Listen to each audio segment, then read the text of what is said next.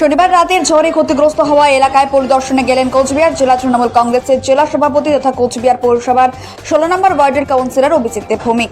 এদিন তিনি সকাল সকাল শনিবার রাতের ঝড়ে ক্ষতিগ্রস্ত কোচবিহার শহরের বাঁধের পাড় এলাকায় গিয়ে এলাকার বাসিন্দাদের সাথে দেখা করেন এবং তাদের সাথে কথাবার্তা বলেন। এদিন ক্ষতিগ্রস্ত বাসিন্দাদের সব রকমের সাহায্যের পাশে থাকার আশ্বাস দিয়েছেন তিনি।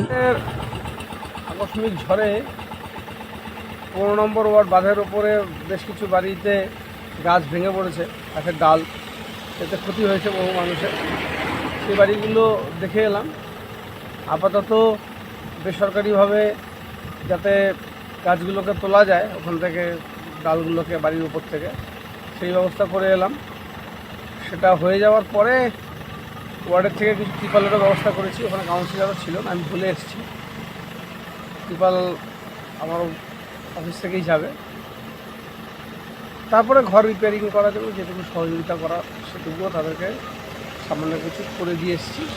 আরও যা করা করতে হবে, গরিব মানুষের পাশে থাকতে হবে। এরকম এখন তো কালবৈশাখী আসবে, অনেক সমস্যাই হবে। সবাইকে একটু সতর্ক থাকতে হবে, বিশেষ করে যারা বাঁধের ওপরে আছেন, চরে আছেন।